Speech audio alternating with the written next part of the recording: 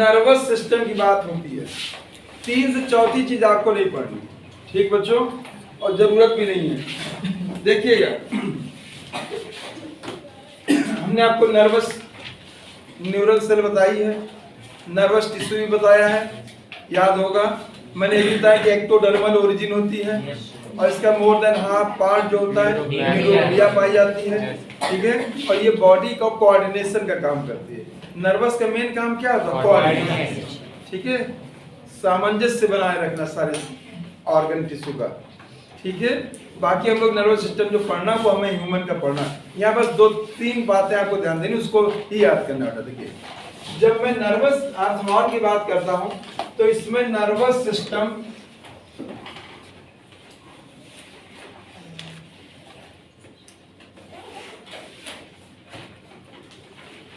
जो बना होता है, ये पहला सब सीखेंगे।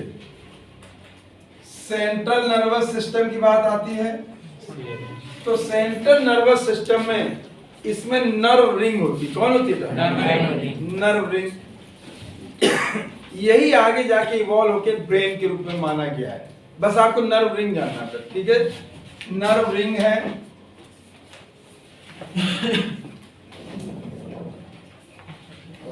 ठीक, इसके साथ प्लस में double ventral solid nerve cord.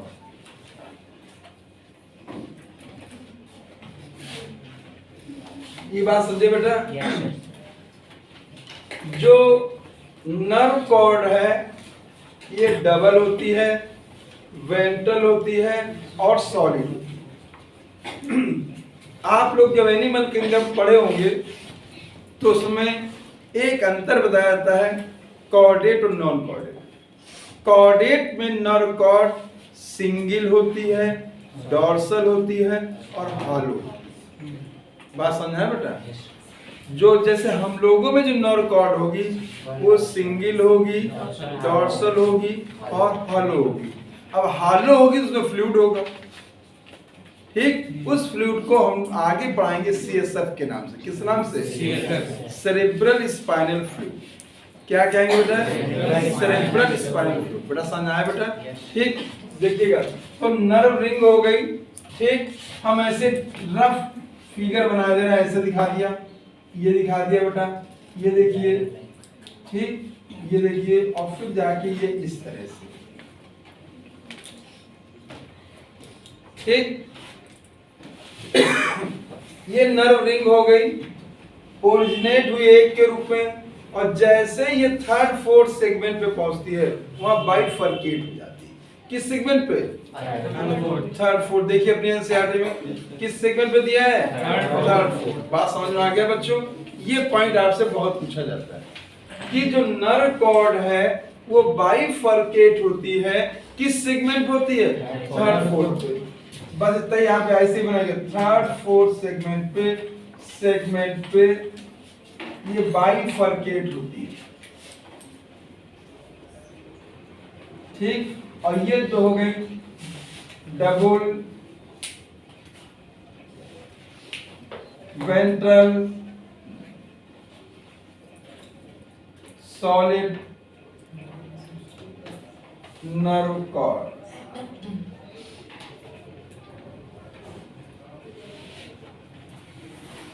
Double ventral solid, और ये हो गई नर्व रिंग।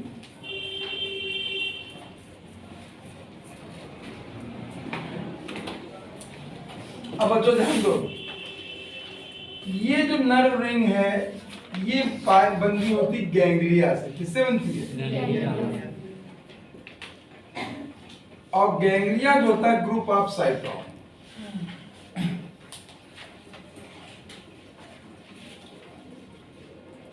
गैंग्लिया क्या होता है बेटा? ग्रुप ऑफ साइटोन होता है। बेटा समझ आ गया बच्चों? ठीक।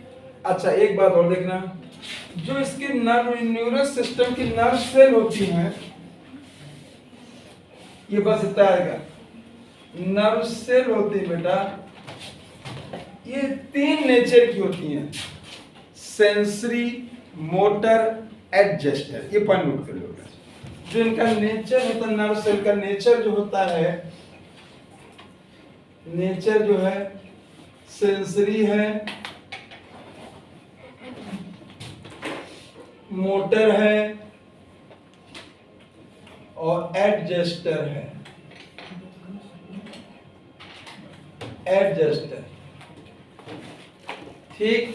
इससे ज्यादा आपको नर्वस में नहीं पढ़ना। आप देखिए दिया भी नहीं गया, ठीक है बेटा। देखिए अर्थवान नर्वस सिस्टम है, ये नर्व सेल से बना है। और जो नर्व सेल का जो नेचर होता है कैसा होता है, सेंसरी, जो स्टिमुलस को लेके सीएनएस की ओर जाए, ठीक। फिर बेटा होता है मोटर, जो रिस्पांस को सीएनएस से इफेक्टर की ओर लाए। एडजस्टर, जो इनके बीच में पाई जाती है एडजस्टर कहते हैं। क्या कहते हैं? ये बात समझ आ गया बच्चों। फिर बताओ अर्थवार में नर्व सेल कितने नेचर में कितने टाइप की? तीन। नाम बोलो। सेंसरी, मोटर और एडजस्टर। इससे ज्यादा एक लाइन नहीं पढ़नी। फिर देखिएगा इसमें सीएनएस किस चीज का बना होता है? नर्व रिंग और सॉलिड नर्व कॉर्ड का, ठीक है। मैंने इसको फिगर के रूप में दिखाया। और जो एक डबल है ये बाइफरकेट किस सेगमेंट से होता है? थर्ड फोर्थ सेगमेंट से होता है बेटा। ये नर्व रिंग हो गई। और नर्व रिंग जो बनी होती है गैंग्लियन की, किसकी बनी होती है? Group of ganglion, group of ganglion. और गैंग्लियन किसका होता है? Group of cyton, group of cyton. तो नर्व रिंग जो हो जाएगा group of ganglia, group of ganglia. और बेटा जो नर्व रिंग हो जाएगी group of cyton, group of cyton. अपनी एनसीईआरटी में आ जाओ बेटा, देखो देखिएगा nervous system basically represented by ganglia arrange segment wise on the ventral pair nerve cord. इसको बॉक्स में करिए, गैंग्लिया को करो और वेंट्रल पेयर नर्व कॉर्ड। हमने यहाँ पे वेंट्रल सॉलिड पेयर के में डबल शब्द का यूज किया है। वेंट्रल सॉलिड नर्व कॉर्ड है, nerve cord in anterior region, third and fourth segment bifurcate. Important line है। जो नर्व कॉर्ड है ये, तो मैं कहूंगा अगर मैं ये कह दूं नर्व कॉर्ड इनिशियली कुछ सेगमेंट में ये सिंगल है, थर्ड फोर्थ के बाद ये डबल है। ये लाइन समझ में आ गई बेटा? इनिशियली कैसी आप चित्र से को कैसी है? Single. And then third fourth segment पे कैसे होगा बेटा? ये बाइफरकेट या डबल होगा। आ गया बेटा? ये इंपॉर्टेंट चीज है। ये चीजें आपको थर्ड फोर्थ वाला पॉइंट याद करेंगे आप लोग। फिर आगे आएंगे laterals encircling the firings region, joint cerebral ganglia dorsally for nerve ring. अब देखिए जो ये गैंग्लिया बने किस रिंग, नर्व रिंग किस गैंग्लिया से बनी? Cerebral ganglia. किससे बनी बेटा? Cerebral ganglia. सेरेब्रल गैंग्लिया से नर्व रिंग बनी। बात समझे बच्चों? सेरेब्रल गैंग्लिया करिएगा, nerve ring. Cerebral ganglia along with other nerves ring integrate with the sensory input as well as command and muscular response of the body। उसकी वजह sensory और muscles को कमांड करता है, उनको कंट्रोल करता है। बड़ा पेज 110 में आइए, सेंसरी आ गया, लेकिन नर्वस हो गया, अब सेंसरी बताता है, ठीक।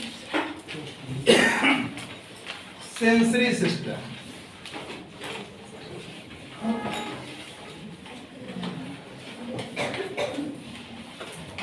सबसे पहले बच्चों ध्यान दो, अर्थवॉर्म में सेंसरी ऑर्गन ग्रुप में आई एब्सेंट।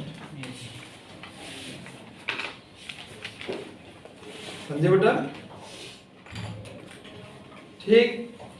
आई क्या होंगी? एब्सेंट। तो एक तो पॉइंट याद रख लो,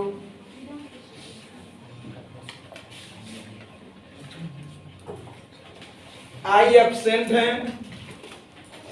लेकिन ये लाइट का और टच का रिसेप्टर को लेता है, ठीक है। और लाइट में जो रिसेप्टर लेते हैं उनको फोटो रिसेप्टर कहते हैं। क्या कहते हैं? क्या कहते हैं? ये सारे के सारे सेंसरी स्ट्रक्चर अर्थवॉर्म के इंटीरियर पार्ट में पाए जाते हैं। कहाँ पाए जाते हैं बेटा? अर्थवॉर्म के इंटीरियर पार्ट में पाए जाते हैं। ठीक, अगर देखिएगा आई एब्सेंट है तो ये तो मान लो इमेज तो कुछ नहीं बनती होगी इसमें, और जब इमेज कुछ बनती नहीं होगी बेटा, ठीक, तो ये लाइट को किस डिटेक्ट करता होगा? तो लाइट की इंटेंसिटी को डिटेक्ट करता है। बस एक लाइन याद करना, इसमें एंटीरियर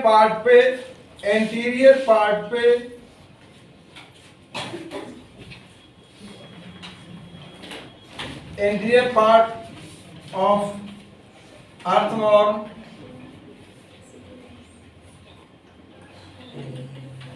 बहुत सरल है, फोटो रिसेप्टर पाए जाते हैं। फोटो रिसेप्टर, और जो फोटो रिसेप्टर हैं ये लाइट इंटेंसिटी को डिटेक्ट करते हैं। लाइट इंटेंसिटी, अब देखिए कितनी अच्छी चीज है। अर्थवॉर्म किसी भी चीज को इमेज के द्वारा पहचानता कि लाइट इंटेंसिटी द्वारा, ठीक है। इसके अलावा इसमें टच रिसेप्टर्स होते हैं।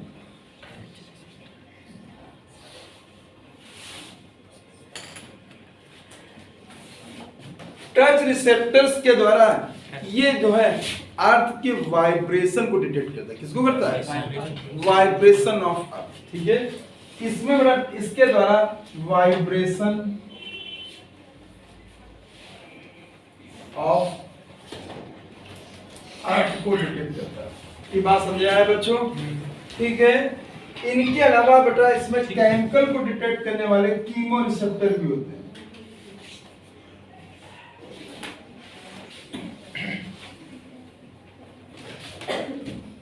ये केमिकल को डिटेक्ट करते हैं, केमिकल को डिटेक्ट करते हैं। बेटा समझ आ गया? ठीक, देखिएगा सेंसरी, और इतना याद रखना बेटा, सेंसरी ऑर्गन में आई एब्सेंट है। जब आई एब्सेंट है तो इमेज नाम की कोई चीज ही नहीं रही बेटा। उसके लिए इसमें इंटीरियर पार्ट फोटो रिसेप्टर पाए जाते हैं जो किसको डिटेक्ट करते हैं? Light intensity. इंटेंसिटी पे ध्यान देगा। दूसरा कौन है? टच रिसेप्टर, ये किसको करते हैं? Vibration of. तीसरा कौन है? कीमो रिसेप्टर, क्या करता है? केमिकल डिटेक्ट करता है। बेटा समझना क्या? इससे ज्यादा नहीं पढ़ा। आइए अपनी एनसीईआरटी देखो, देखिए जैसे बेटा इसमें आएंगे sensory system does not have eyes, पहला लाइन इंपॉर्टेंट है, ठीक। समझ आया बेटा? अर्थवॉर्म में सिंपल आई होती है, कंपाउंड आई, नो आई। समझ में आई? बोलो बेटा, ठीक। आगे बढ़ जाओ। बट जस्ट फॉर लाइट, इसको देखिएगा, एंड टच सेंसिटिव ऑर्गन। हमने लाइट सेंसिटिव ऑर्गन को फोटो रिसेप्टर कहा है, टच रिसेप्टर ऑर्गन कहा है, रिसेप्टर का डिस्टिंग्विश लाइट इंटेंसिटी, इसको बात करो। अर्थवॉर्म जो फोटो रिसेप्टर है उसके द्वारा किस चीज को डिटेक्ट करता है? लाइट की इंटेंसिटी, तीव्र है, कम है, मॉडरेट है, इन चीजों को। आगे देखें, and feel vibration in the ground. आया? तो दो बातें क्लियर हो गई। लाइट के लिए ये इंटेंसिटी हो गया और टच के लिए यहाँ पे vibration. Worms and specialised chemo receptor को टेस्ट रिसेप्टर कहते हैं। क्या कहते हैं? कीमो एंड टेस्ट, ये केमिकल स्टिमुलाई को करते हैं। और इस प्रकार के सारे जो ऑर्गन्स होते हैं ये अर्थवॉर्म के इंटीरियर पार्ट में पाए जाते हैं। कहाँ पाए जाते हैं? कितना समझ आया बच्चों? पूरा क्लियर हो रहा है? ठीक है, पढ़ लिया। मान लो अगर कई सीबीएसई वाले, नीट वाले अगर ये क्वेश्चन रखेंगे तो आपसे क्वेश्चन जाएगा नहीं बच्चों, ये मेरा वचन है आपसे, ठीक है?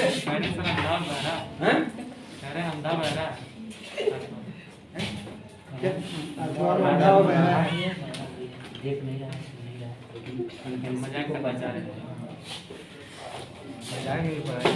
आगे आइए।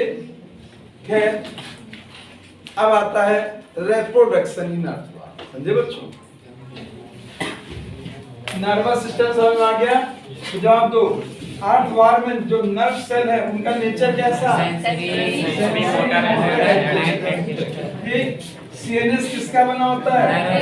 Nerve and double ventral solid nerve. ठीक। अब देखिएगा नर्व रिंग किसकी बनी है? Cerebral ganglia. Cerebral ganglia, cerebral माने ब्रेन, उसी से बनाया होगा। ठीक है, तो ये सेरिब्रल गैंग्लिया मैंने लिखा नहीं, कोई बात नहीं। ठीक। नर्व रिंग इनिशियल कैसी है? सिंगल। अब कहां से बाइफरकेट है? थर्ड फोर्थ पे है। थर्ड फोर्थ पे कौन सा एलिमेंट्री का नर्व पार्ट था? फायरिंग्स। तो मैं कहूंगा ये फर्केशन किस एलिमेंट्री का नर्व पार्ट था? फायरिंग्स। समझे बेटा? फायरिंग्स याद है? मैंने आज ही रिकॉल भी कराया था, याद रखिए बिल्कुल, कोई चीज भूलनी नहीं है। एक बात बताओ बेटा, नर्व कॉर्ड डबल है, सॉलिड है, वेंट्रल है, तो इसमें सीएसएफ फ्लूइड एब्सेंट। क्लियर हुआ? सॉलिड तो कहां से भरे? हम लोगों में सीएसएफ फ्लूइड प्रेजेंट है। अच्छा, जब आप लोग समझ में आने लगता है तो अच्छा लगता है, खराब लगता है? हाँ, आवाज में ताकत आ जाती है। तो इसीलिए कह रहे समझ के पढ़ो, खूब अच्छे से पढ़ो। अच्छा, एनसीईआरटी सबको क्लियर हो रही है? कोई कंफ्यूजन तो नहीं है? एनाटॉमी कोई क्वेश्चन कैसा बनाए नीट वाले आप कर ले जाओगे? हैं? इसके बाद एनिमल टिश्यू कैसा क्वेश्चन बनाए कर ले जाओगे? और ये जो दिए गए हैं कुछ कि कहते हैं अर्थवार्म सिलेबस में है नहीं है तो भी आएगा तो आप कर ले जाओ, नहीं है तो भी नहीं आएगा, तो कोई जरूरत भी नहीं। ठीक। काकरोच और फ्रॉग इनको भी अच्छे से पढ़ लेना। ठीक है बेटा? ठीक। आगे बच्चों देखो, सेंसरी ऑर्गन में, बच्चों सेंसरी ऑर्गन में आई कंफर्म है? याद है? आपने देखी तो नहीं अर्थवार्म की आई कभी? आगे देखिएगा, अर्थवार्म में सेंसरी स्ट्रक्चर एंटीरियर पे ज्यादा है कि मिडिल में है कि पोस्टीरियर? एंटीरियर में आप जानते हो पेरिस्टोमियम होता है, प्रोस्टोमियम होता है, कुछ सेगमेंट्स होते हैं, ये चीजें। क्लियर बेटा? ठीक। अब बताइए फोटो रिसेप्टर किस चीज को डिटेक्ट करता है? Light intensity. याद कर लेना, याद कर लो भाई। ठीक। अब आता टच रिसेप्टर। Very good. और सुनिएगा कीमो रिसेप्टर। अब कीमो रिसेप्टर में आप इसमें क्या दिया गया है? केमिकल या फिर बोलो taste receptor. Chemo also known as taste receptor. बात समझ आ गया बेटा? अब यहाँ पे हम लोग अर्थवार्म खत्म हो जाएगा, इसमें रिप्रोडक्शन की बात करते हैं। Reproductive organs, reproductive organ. ठीक। बच्चे ध्यान देंगे, अर्थवार्म में रिप्रोडक्टिव ऑर्गन टेस्टिस और ओवरीज है। क्या है बेटा? क्या है? Testis and ovaries.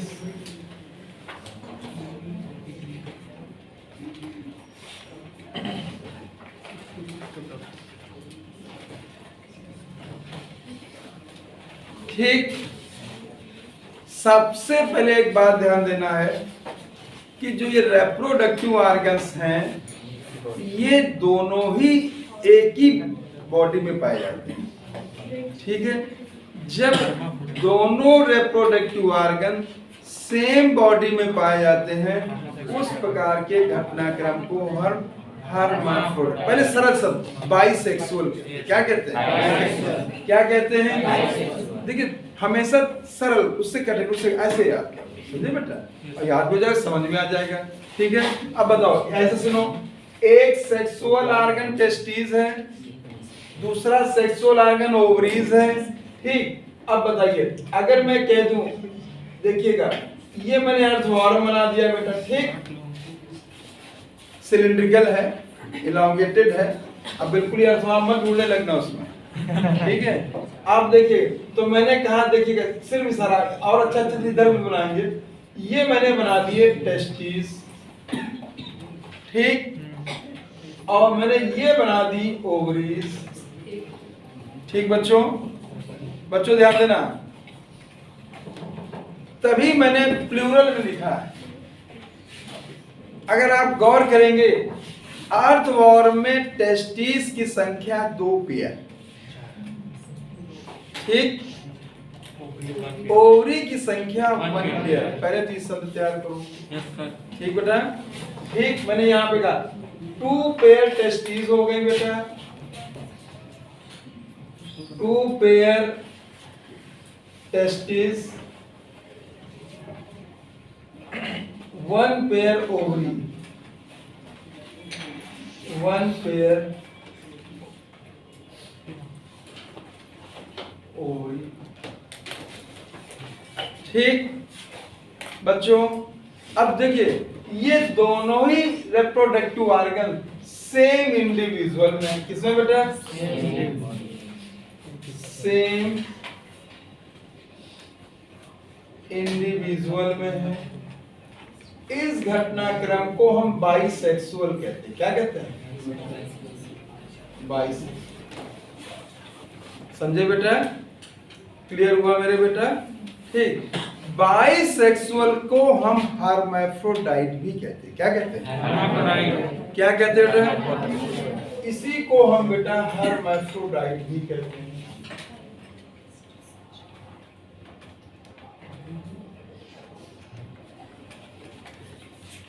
क्लियर बेटा, ठीक।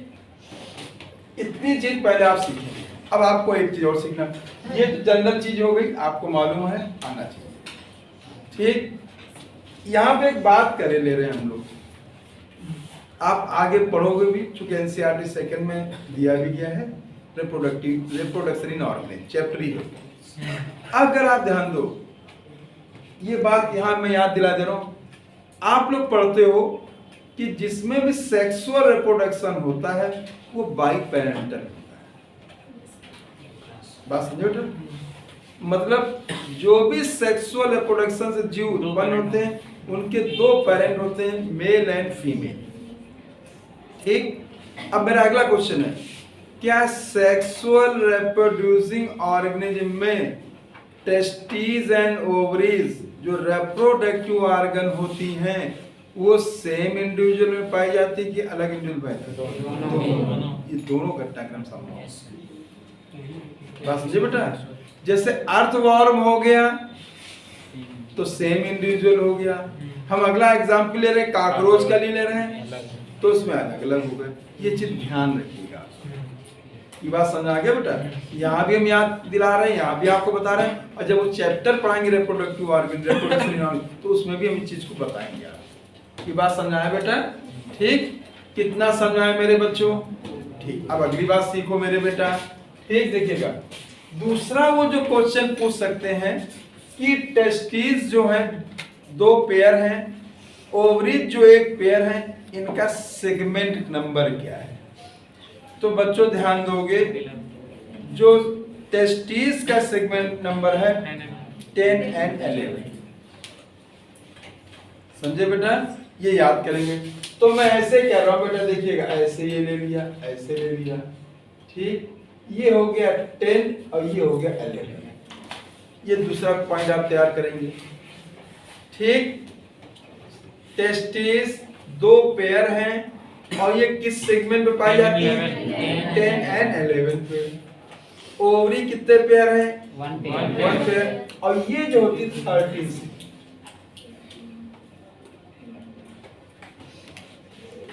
बोलो बेटा, क्लियर हो गया? इतनी बात समझ आ गई बच्चों हमारे, ठीक। अब देखिएगा,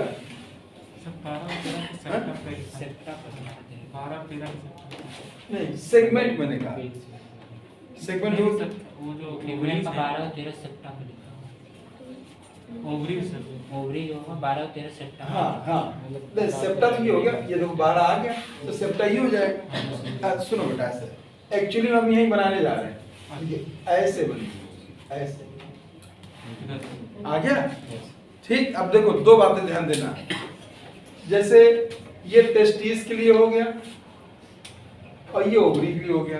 अब जैसे एनसीईआरटी लिख दिया है ओवरी जो है किस सेप्टा पे पाई जाती है, तो 12 एंड 13 क्योंकि 12 13 सेप्टा ये है उससे जुड़ी है। देखो बेटा आया बेटा किस सेगमेंट में पाई जाती है। अब ये चीज आपको ध्यान रखना है बेटा, ठीक बच्चों ध्यान देना। फिर सुनिएगा ना रिप्रोडक्टिव ऑर्गन में मैं अर्थवार की बात कर रहा हूँ। टेस्टिस एंड ओवरीज हैं। टेस्टिस कितने पेयर हैं? दो पेयर हैं। ओवरी कितने पेयर हैं? ठीक, ये सेम इंडिविजुअल की डिफरेंट सेम, तो क्या कहोगे? आसो इतनी बात सुना ठीक। अब थोड़ा सा इसमें दिया गया है, कुछ इतना है कि नहीं भी देखो हम अलग अलग बता दें तो तो छोटा हो जाएगा। अगर मैं अर्थवार्म बनाऊं बेटा, ये देखिए अर्थवार्म मैंने बनाया ठीक बेटा, और यहाँ पे मैंने ये 10 सेगमेंट है और ये 11 सेगमेंट 10 सेगमेंट एंड 11 सेगमेंट ठीक बेटा ठीक। और यहाँ पे ये टेस्टिस मैंने दिखा दी। एक चीज और देखो बच्चों, टेस्टिस 10-11, टेस्टिस सैक 10-11, इनके जो स्पर्म स्टोर होते हैं बच्चों ध्यान देना इस पॉइंट को, जो इसके खुद के स्पर्म स्टोर होते हैं वो सेमिनल वेजाइकिल होते हैं। किसमें होते हैं? समझे बेटा? वो सेमिनल वेजाइकिल जो है वो 11 और 12 सेगमेंट होता है। किसमें होता है? 11-12। समझ आया बच्चों? इसको दोबारा देखेंगे। मैं 3 शब्द नाम ले रहा हूं बच्चों। देखो एक तो ये हो गई, मान लो मैंने टेस्टिस मान लिया इसको, और इसके बाद देखिएगा मैं नीले पेन से दिखा दूं इस फिगर को। अगर आप गौर करेंगे बेटा देखिएगा इसको नीले पेन से ठीक। टेस्टिस मैं इसको ऐसे दिखा दे रहा हूं,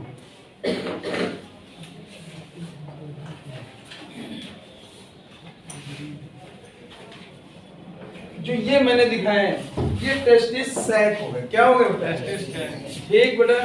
ये मैंने दिखाया टेस्टिस सैक।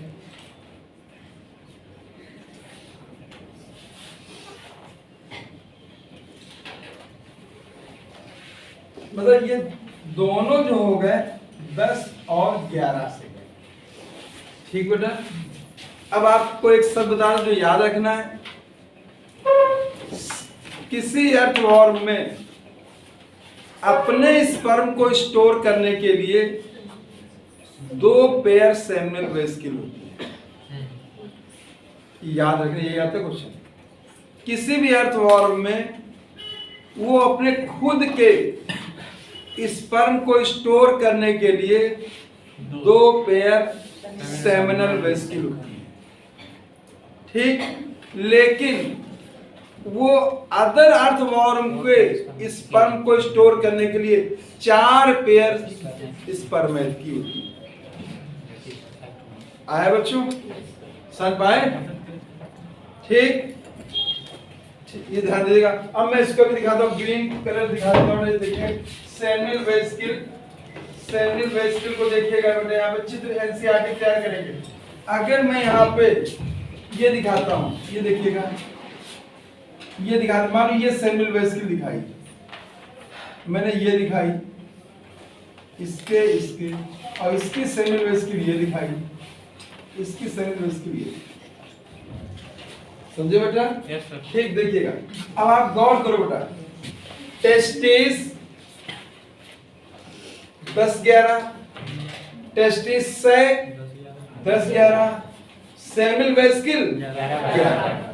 अब ये आपको ध्यान देना है, ये आप देखिएगा मैंने जो दिखाया है ये 12वां सेगमेंट है और ये है सेमिनल वेसिकल।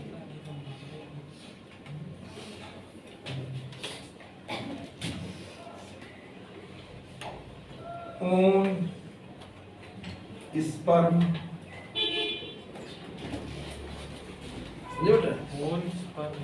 इसके खुद के स्पर्म स्टोर इसी में होता है। क्लियर हुआ बच्चों?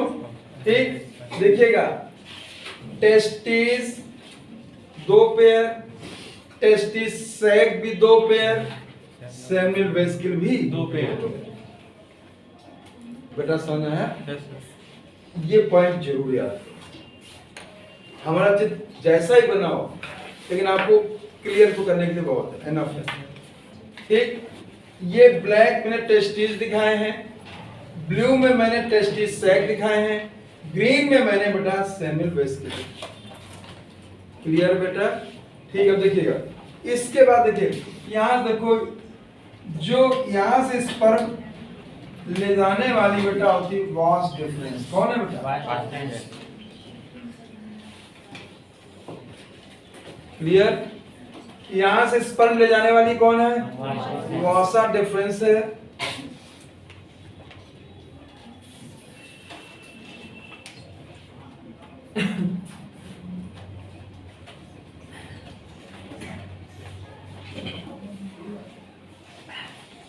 वासा डिफरेंस है।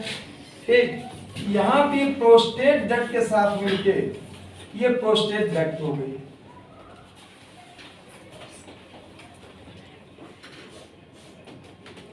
यहाँ पे प्रोस्टेट डक्ट हो गई आगे बेटा, ये प्रोस्टेट ग्लैंड अभी आप चर्चा करें। ठीक है ना? ठीक है, मिलके अपर्चर बनाती हैं, इसे मेल जेनिटल अपर्चर। और जो ये जो मैंने बनाया बेटा, अगर मैं यहाँ ये दिखाना चाहूँ तो ये घटनाक्रम 18 सीक्वेंस होगा। किसका होगा? 18 सीक्वेंस का हो गया। ठीक है, देखिएगा testis 10-11, testis sac 10-11, seminal vesicle 11-12। यहाँ पे इसके लिए आपको बेटा 11-12 याद करना। ठीक, इनसे स्पर्म निकले और वे स्टोर हुए सेमिनल वेसिकल में। ठीक, इनसे कंडक्ट करने वाली वासा डिफरेंस हो गई। ये यहाँ पे प्रोस्टेट डक्ट के साथ मिलकर मेल जेनिटल अपर्चर बनाती है। क्या बनाती है? क्या बनाती है? Mail genital aperture. ठीक है, जो ये बनाया मैंने बेटा, ये हो गया mail genital aperture. Mail genital aperture 18 segment पे होता है। पोजीशन मैंने क्या दे दे? वेंट्रोलैटरल। वेंट्रोलैटरल हमसे पूछ लो। सर मैं पूछना था कि जेनिटल पेपली होता है वो तो खाली वेंट्रल साइड, हां खाली वेंट्रल साइड होता है ना, वो वेंट्रल साइड। वेंट्रल साइड है। हां तो सर ये मेन जेनिटल क्या दिख रहा? वेंट्रल में साइड। अच्छा आया? वेंट्रल साइड के किनारे। क्लियर हो गया? ठीक, देखिए मेरा चित्र चाहे जैसा बना हो लेकिन हर चीज को क्लियर कर रहा है। लेकिन फिगर आप एनसीईआरटी तैयार करोगे, ये बात समझे? मैंने पहले मेल बता दे रहा हूँ, फिर फीमेल बता दे रहा हूँ, और इसका इनमें कल से कंपटीशन होता है, डेवलपमेंट खत्म हो जाएगा। ठीक है, ये आप जरूर याद रखेंगे बेटा। देखिए मैंने मेल की बात किया है, यहाँ पे मेल की बात कर ली बेटा।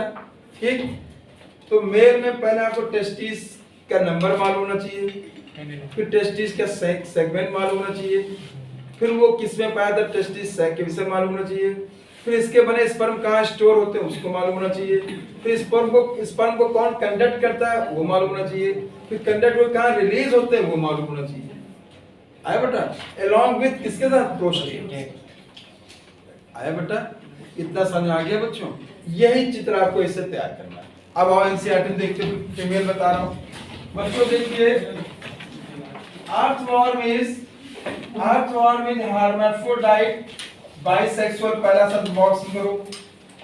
hermaphrodite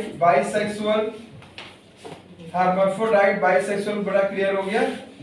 फिर देखेंगे testes and ovaries present in the same individual, जब भी कभी टेस्टिस और ओवरीज एक ही इंडिविजुअल में पाई जाती हैं उसको हम हर्माफ्रोडाइट या बाइसेक्सुअल कहते हैं। फिगर आपको दिखा दिया गया है, यहाँ पे देखिए 7.13 फिगर भी देखते जाइए। There are two pairs testes, box में करिए। हमने आपको बताया है 2 pair testes 1 pair ovary। बोलो बच्चों, अर्थवार में टेस्टिस कितने पेयर? 2 पेयर। ओवरी कितने पेयर? 1 पेयर। पॉइंट आना चाहिए। 10th and 11th segment there was difference, या इसको मार्क करो, run up to 18th segment joined with prostatic duct। Prostatic duct अगर आप ध्यान दो बेटा, जो प्रोस्टेटिक डक्ट है ये देखिएगा पीछे की ओर बड़ा प्रोस्टेट ग्लैंड पाई जाती है। क्या पाई जाती है? ठीक बच्चों, आप फिगर देख लो, प्रोस्टेट ग्लैंड लगभग 17 से 20 सेगमेंट के बीच पाई जाती है। कहां से कहां पाई जाती है? ये पॉइंट याद करना। प्रोस्टेट ग्लैंड देखो, प्रोस्टेट ग्लैंड, ठीक है, ये एक 1 पेयर प्रोस्टेट ग्लैंड हो गई बेटा, और सेगमेंट आए तो 17 to 20 अप्रॉक्स। समझे बच्चों? एक पेयर प्रोस्टेट ग्लैंड हो गई और यहाँ पे प्रोस्टेट डक्ट हो गई। ये प्रोस्टेट डक्ट हो गई बेटा, समझे बच्चों? ठीक है, देखिएगा तो प्रोस्टेट ग्लैंड अर्थ फॉर्म में कितनी होती हैं? एक पेयर। देखो ध्यान से, कितने होती हैं? एक पेयर। और जो ये एक पेयर प्रोस्टेट ग्लैंड है बच्चों ध्यान दो, ये किस सेगमेंट तक पाई जाती है? 17 से 20। और इनसे निकलती कौन है? प्रोस्टेटिक डक्ट, जिससे प्रोस्टेट फ्लूइड निकलता हुआ जो कि स्पर्म के मैच्योरेशन में हेल्प करता है। बस इससे ज्यादा नहीं पढ़ना। क्लियर? ठीक। फिर बच्चों देखिए आगे आएंगे बच्चों, देखिएगा 2 पेयर एसेसरी ग्लैंड 17 and 19।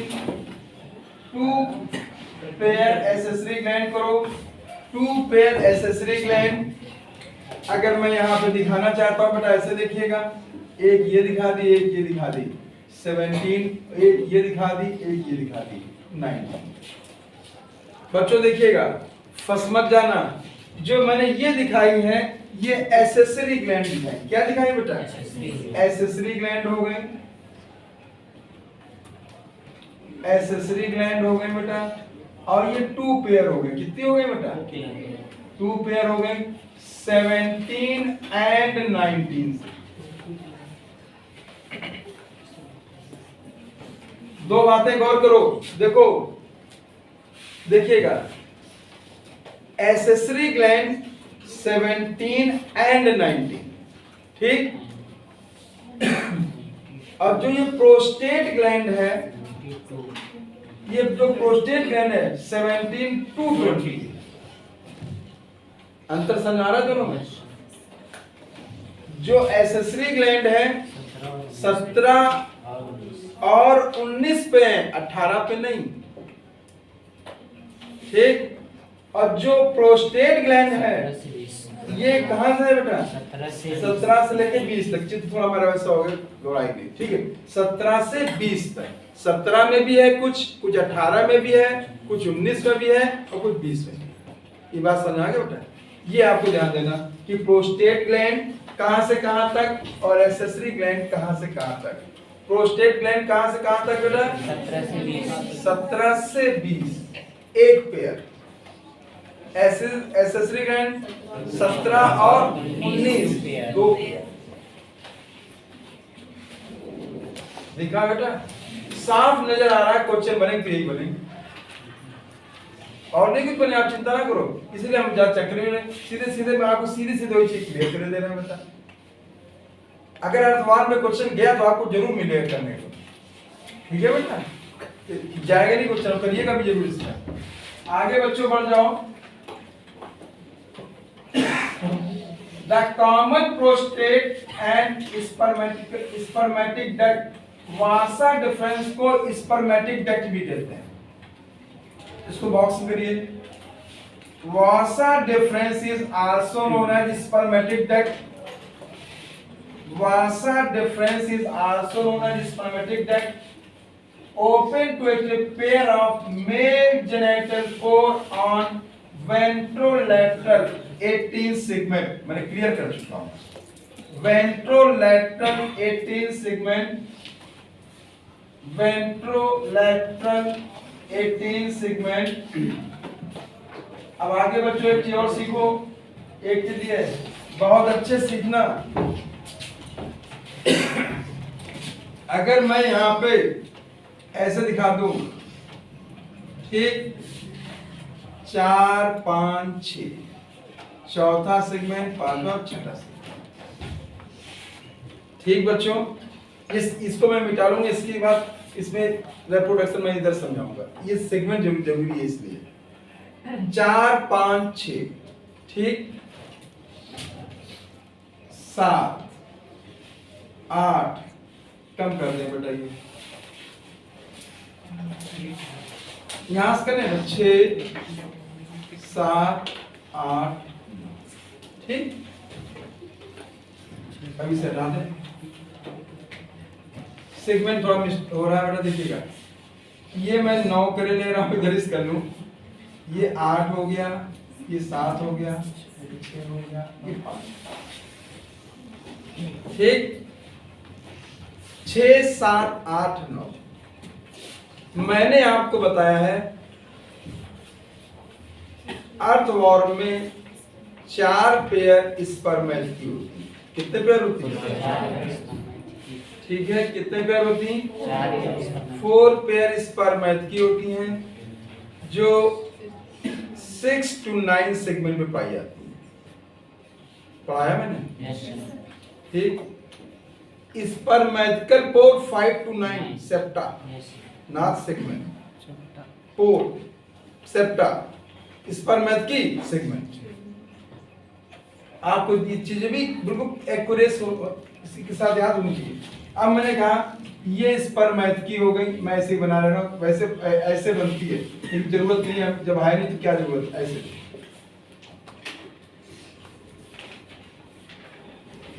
ठीक बेटा. स्पर्मेट की, ठीक बच्चों. ये स्पर्म स्टोर करती है अदर अर्थवॉर्म. ठीक बेटा. ये स्पर्म स्टोर किसके करती है? अदर. समझना बेटा. ये स्पर्मेट की हो गई. मैं ऐसे लिख रहा हूं 4 पेयर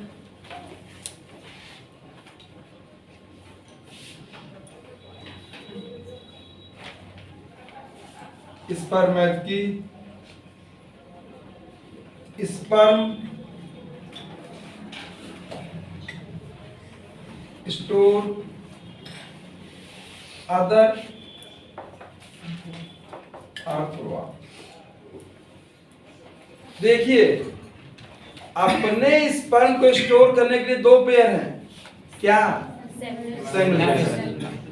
अदर अर्थवॉर्म की स्पर्म स्टोर करने के लिए 4 पेयर. स्पर्मेट की है. कितने पेयर? 4. बेटा समझ आ गया बच्चों? यहां तक कोई प्रॉब्लम? अगर बेटा एक पहले आपसे एक क्वेश्चन भी समझा रहा हूं. स्पर्मेट की लिखा है, ये male reproductive structure, female? Female.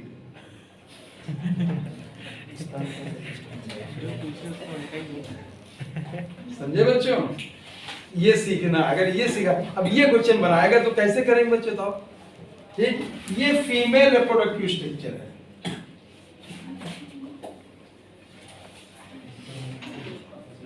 अभी प्रूफ हो जाएगा. ठीक. फीमेल. और सुनो, सेमिनल वेसिकल कैसा है? मेल. ये हो गया मेल रिप्रोडक्टिव स्ट्रक्चर.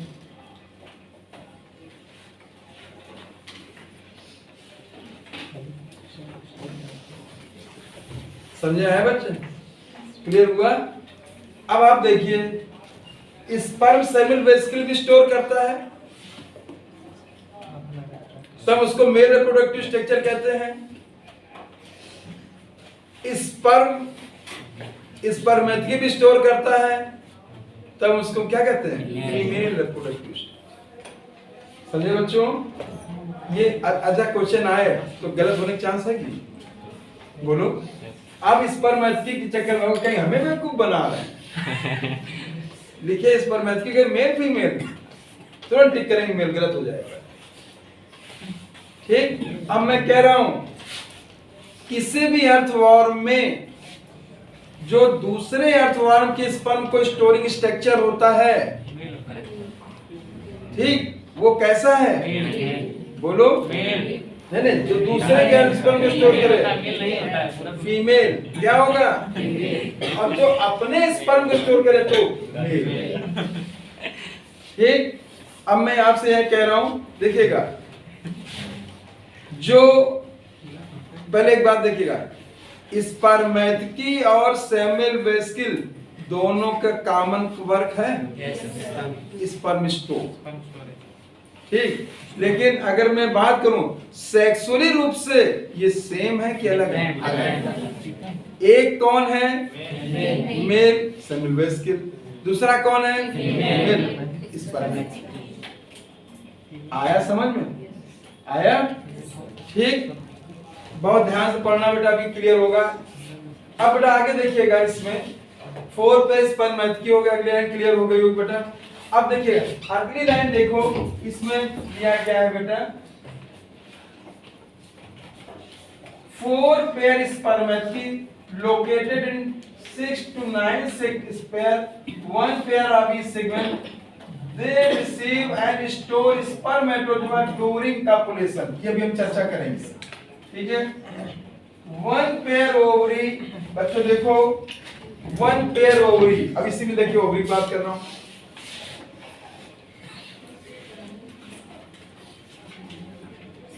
ये 13 सेगमेंट है, 13 सेगमेंट पे बेटा ओवरी पाई जाती है। क्या पाई जाती है? बात समझे बेटा? ये हो गई ओवरी।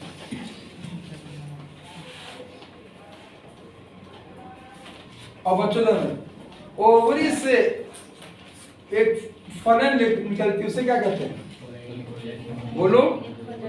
Ovarian funnel. क्या कहते हैं बेटा? क्या कहते हैं बेटा? Ovarian funnel. क्या कहते हैं? ठीक, और ये ओवेरियन फनल मिल क्या एक अपर्चर पे ओपन होती है। ये है 14। कौन है बेटा? 14 से। और जहां पे ये ओपन होती, देखो बेटा ये बीच में है, वेंट्रल है और मिड पे है। तो इसे जो ये फीमेल जेनिटल अपर्चर और सिंगल है, कैसा बेटा? ये हो गया फीमेल जेनिटल अपर्चर। ये हो जाएगा 14 सेगमेंट वेंट्रोमीडियन।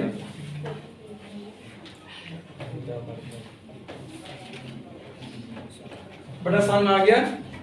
आपको देखिएगा दोनों रिप्रोडक्टिव स्ट्रक्चर को मैंने एक ठीक ठाक डायग्राम समझा दिया है, जो आपको समझ के लिए बहुत है, क्योंकि डिजाइन की जरूरत नहीं थी।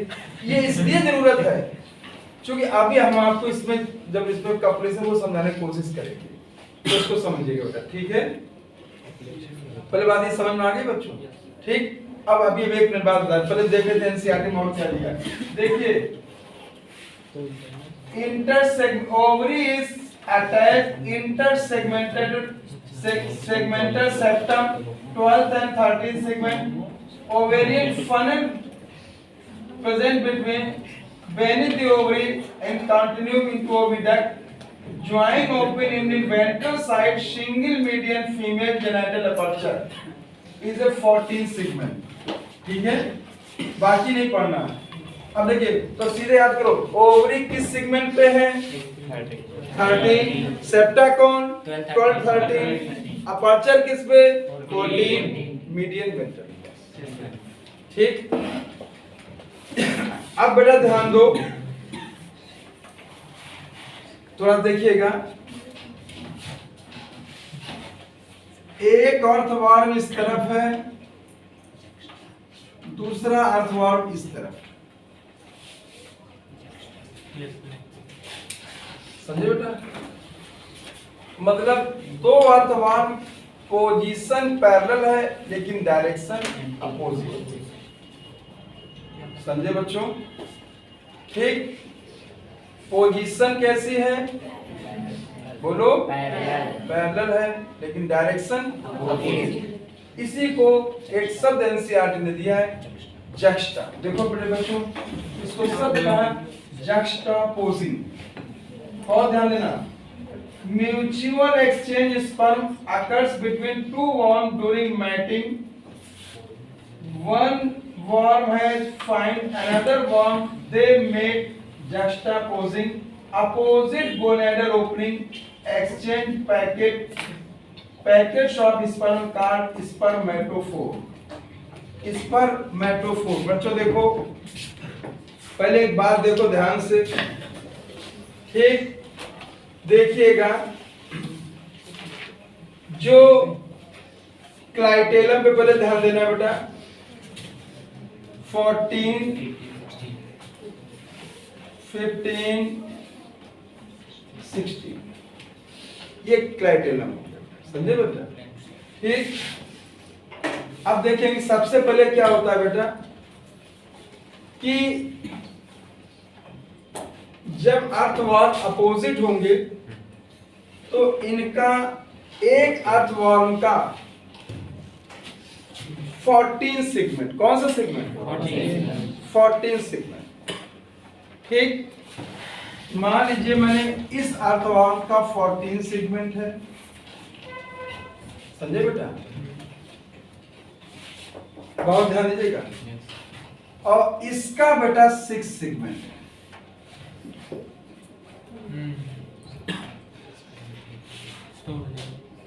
नहीं समझ पाए बेटा? ठीक है, देखेंगे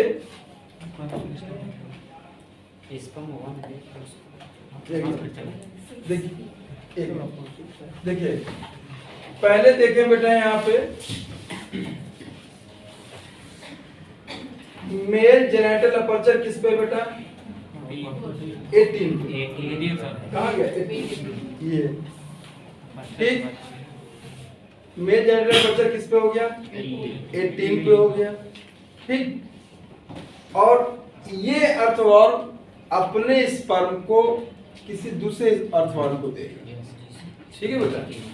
मैंने यहाँ पे गलत बोला, 18 सेगमेंट होगा, ठीक, और इसका 6ठा सेगमेंट होगा। क्लियर हो बेटा? 18 सेगमेंट पहले आया 6ठे पे, तो 6ठे के स्पर्मेत्की फिल हो गए। मैं दोनों स्पर्मेत्की बना ले रहा हूँ बेटा, ठीक है? ऐसे समझिएगा। फिर यही सेगमेंट बेटा आएगा और किसके लिए? ठीक है बेटा, ये ऐसे बढ़ेगा, ये ऐसे बढ़ेगा, ध्यान देना बेटा। ठीक, अब ये 18 सेगमेंट किस पे आ गया? 7वें पे। किस पे आ गया? 7th पे आ गया। ये 7th हो गया, ये 7th हो गया। अब इसमें स्पर्म भरेंगे, फिर ये और आगे बढ़ेगा। ठीक, अब यही 18 सेगमेंट किस पे आ गया बेटा? 8 सेगमेंट पे। ये 8 सेगमेंट हो गया। समझना बच्चों, 18 सेगमेंट ही आ गया, तो स्पर्म रिलीज हो गया। ठीक है, फिर बेटा ये और आगे बढ़ेगा, तो इस पे इस तरह आ जाएंगे। ये 9 सेगमेंट, ये 9th स्पर्म, ये समझो, ये हम उठा लें। देखिएगा, कोई बात नहीं, ये देखना थोड़ा सा, वैसे समय हो तो वो समझा, चुके हमें उत्तर लेना नहीं डीप में, तो उससे बेसिक चीज आपको समझ में आ जाए। तो देखिए, एक अर्थवर्म का बच्चों ध्यान दो, 8वां सेगमेंट, इस 18वां सेगमेंट, 18 सेगमेंट, वो दूसरे अर्थवर्म के 6ठे, 7वें, 8वें, 9वें में आएगा, और उनमें स्पर्म को फिल कर देगा, मतलब स्पर्मेटोफोर। बात समझाया बेटा? ठीक, इसी प्रकार इसका भी इसका होगा। अब ध्यान दो, अब आप देखिएगा, तो 6ठा, 7वां, 8वां, 9वां सेगमेंट, अब इसमें स्पर्म स्टोर होगा, हो गया बेटा? ठीक, अब एक चीज और देखना बेटा, यहाँ पे जैसे मैंने ले लिया, यहाँ पे देखिए, जब इसमें अर्थवर्म में ये सभी में स्पर्म आ गए, इसमें ये सभी स्पर्म आ गए। मैंने कहा स्पर्म ना कह के यहाँ पे स्पर्मेटोफोर सब यूज करेंगे। क्या करेंगे? स्पर्मेटोफोर।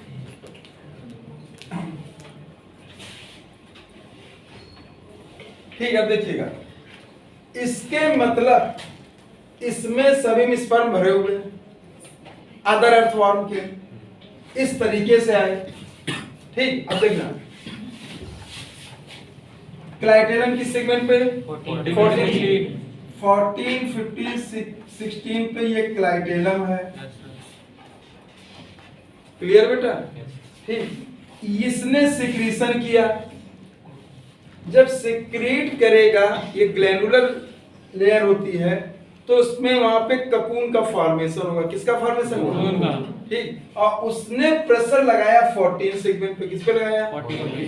14 सेगमेंट पे। और जैसे ही 14 सेगमेंट पे दबाव बढ़ा, ओवा आ गया। बोलो बेटा, कौन आ गए? ओवा। ठीक है, तो आप देखिएगा, देखिए ओवा या एक सेल। ठीक है, देखिएगा, अब मैंने यहाँ मान लो यहाँ पे 14, 15, 16 पे क्लाइटेलम रहा होगा, ये क्लाइटेलम बन गया, एक बेल्ट तरीके बन जाती है। बेल्ट तरीके बने, देखो बेटा, इसमें बन गए ओवा। ये सब क्या आ गए? आ गए, ओवा आ गए। ठीक, ओवा क्यों आ गए? कि ककून में प्रेशर किस पे पड़ा? 14, और फीमेल जेनिटल अपर्चर किस पे है? 14। समझ में आ रहा? आ रहा बेटा? अब देखना, देखिएगा, अब अर्थवर्म धीरे से पीछे की ओर खिसकेगा, ये अलग होगा दोनों। जब ये पीछे की ओर खिसकेगा तो ककून आगे की ओर बढ़ेगा। Earthworm move backward, cocoon move forward. जैसे ये ककून पहुंचेगा 90 सेगमेंट पे, यहां पहुंचा मान लो, आया बेटा, तो इसने 90, सीधे बोलो 90, 8वें, 7वें और पहले 6ठे सेगमेंट को इसने दबाव बनाया। ठीक, समझे बच्चों? इसमें फीमेल गैमेट थे, ओवा थे।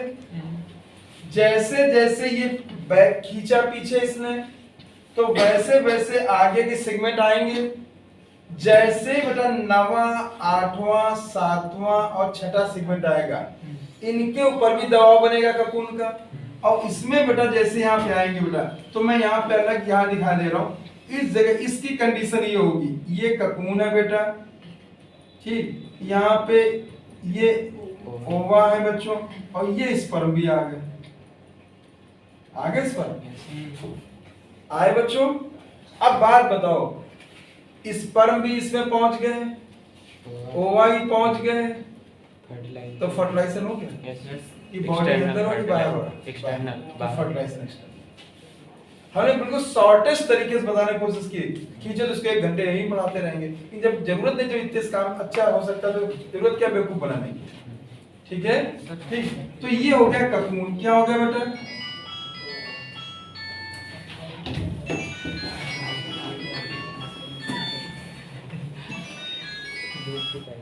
ठीक, ककून बन गया बेटा। ठीक है, इसमें हुआ फर्टिलाइजेशन, हम लिखेंगे एक्सटर्नल फर्टिलाइजेशन।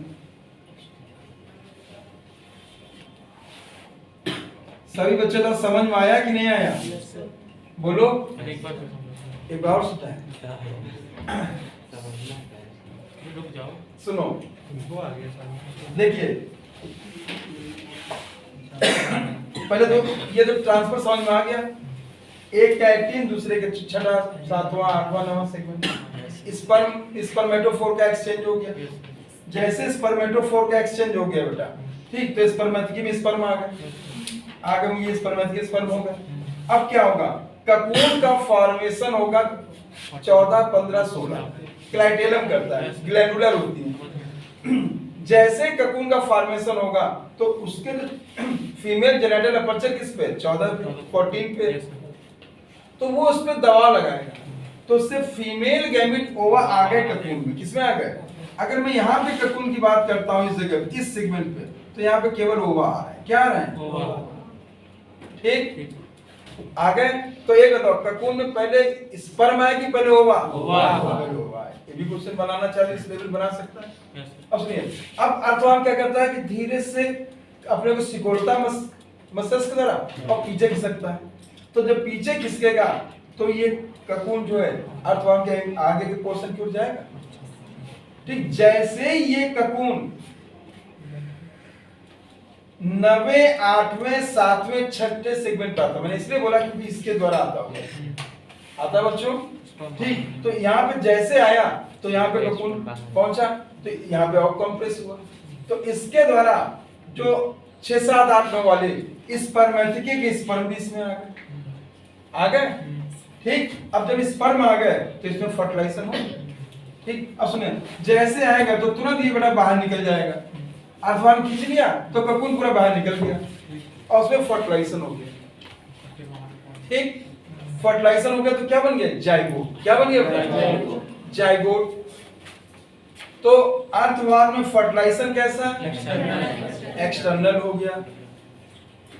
ठीक, जाइगोट का फॉर्मेशन किसमें? इसी में हो गया, ककून में। किसमें हुआ? ठीक, अब सुनो, अब जाइगोट में होगा डेवलपमेंट। क्या होगा? डेवलपमेंट। ठीक, उसे कहते हैं एम्ब्रियोनिक डेवलपमेंट। क्या कहेंगे? मान लो इसमें, अब हमने ऐसे दिखा दिया, इतना जरूरत नहीं है, लेकिन देखो ये मैंने जाइगोट दिखा दिए। जाइगोट का जो डेवलपमेंट है उनकी संख्या 2 से लेकर 20 हो सकती है। कितनी हो सकती है? 2 से लेकर। और एम्ब्रियोनिक डेवलपमेंट 3 वीक का होता है। कितने वीक का होता है? 3 वीक्स। जो ये एम्ब्रियोनिक डेवलपमेंट है,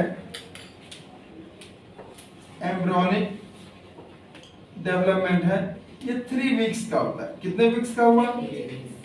3 वीक्स का। इससे जो होता है, जो डेवलपमेंट होता है, तो 2 से लेकर 20 तक एम्ब्रियो का डेवलपमेंट होता है। कितने बेटा? एवरेज 4। एवरेज कितने?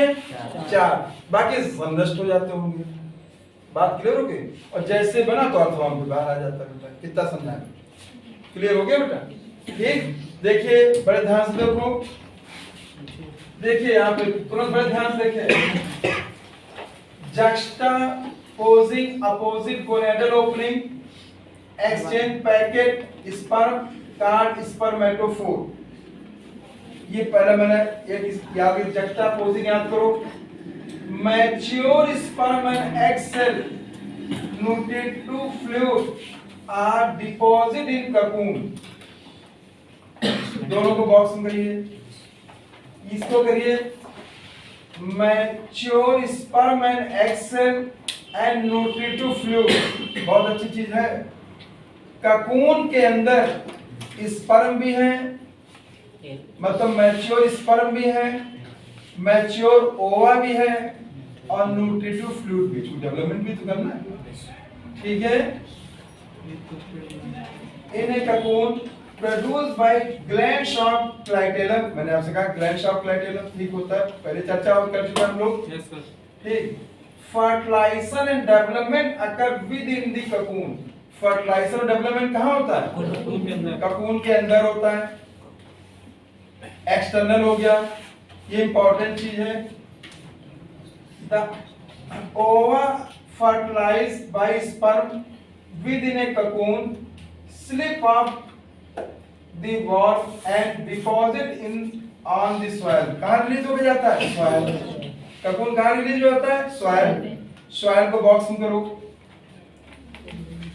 ककून होस्ट worm embryo, इसमें एम्ब्रियोनिक डेवलपमेंट कितने वीक का है? 3 वीक्स। याद कर लीजिए। और एवरेज सॉरी बेटा, कितने बेबी वॉर्म प्रोड्यूस होंगे? 2 से 20, मैंने बताया अभी। लेकिन एवरेज कितने? 4। ये याद रखना। 2 से 20 अगर रेंज आएगी तो 2 से 20 बेबी वॉर्म प्रोड्यूस होंगे। अगर एवरेज आएगा तो कितने? 4। इसको करें बेटा। लार्वल स्टेज इसमें नहीं पाई जाती बेटा। अगर लार्वल स्टेज में नहीं पाई जाती बच्चों, तो आप खुद ही जवाब दे दो जब लार्वल स्टेज है नहीं तो डेवलपमेंट डायरेक्ट इनडायरेक्ट डायरेक्ट कैसा हो गया डायरेक्ट। बेटा समझ आ गया बच्चों? पहले तो ये समझ आया कि नहीं आया? बोलो हैं?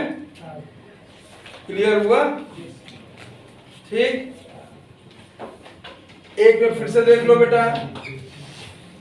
6 से 9 पे स्पर्म की हैं, 4 पेयर होती हैं, ये दूसरे अर्धवार्म के स्पर्म को स्टोर करती हैं।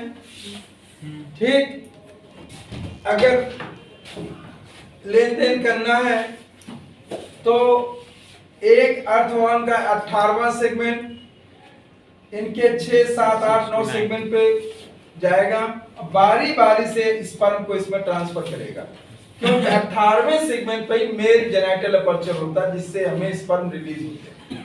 समझे बच्चों? अब सुनेंगे बच्चों, जो ये 4 पे इसमें स्पर्म जब भर गए तो इसके बाद दूसरे अर्थवार्म के स्पर्म आ गए, इसके बाद भी दूसरे अर्थवार्म से स्पर्म होंगे। अब क्या होगा कि अब रोल होता है क्लाइटेलम का। 14, 15, 16 पे जो सेगमेंट है ये 14, 15, 16 ऐसे होगा। 14, 15, 16 ठीक है। 14, 15, 16 जो है ऐसे आया, 14, 15, 16 ठीक। क्लाइटेलम इस पे ककून बना, जब ककून बनेगा तो उस 14 नंबर के जो अपर्चर उसको दबाव बनाएगा, जिससे सबसे पहले ककून में फीमेल गैमीट एग सेल या ओवा आ गए।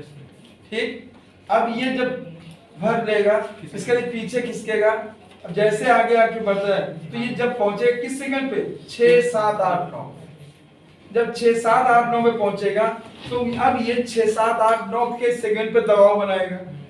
जब 6, 7, 8, 9 सेगमेंट पे दबाव बनाएगा तो उससे क्या आ गया? स्पर्म। क्या आ गया बेटा? तो अब ककून में स्पर्म और ओवा दोनों आ गए। ठीक, और ये खिसक गया पीछे तो इसलिए मतलब इससे बाहर निकल गया, सॉइल पे चला गया।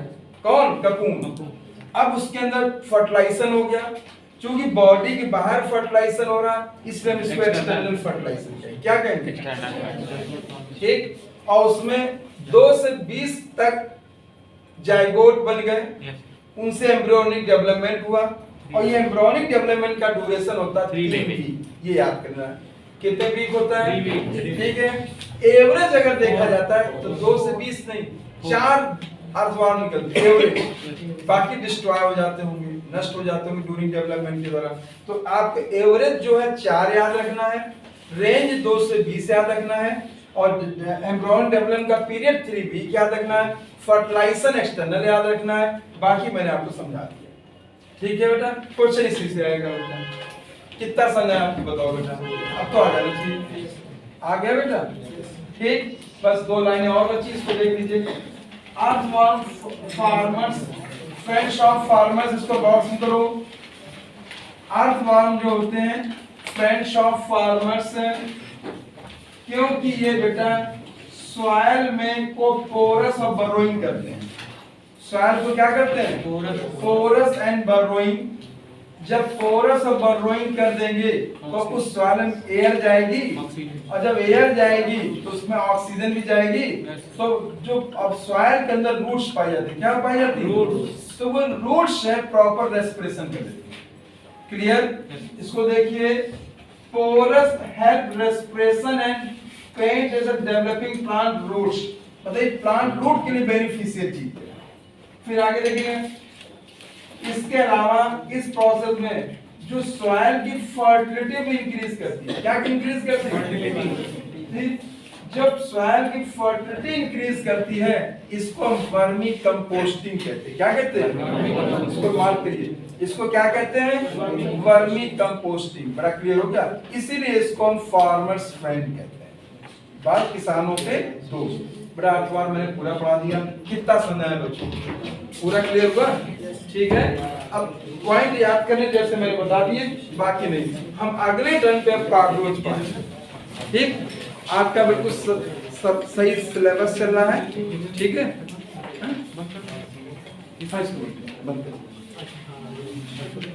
ठीक है।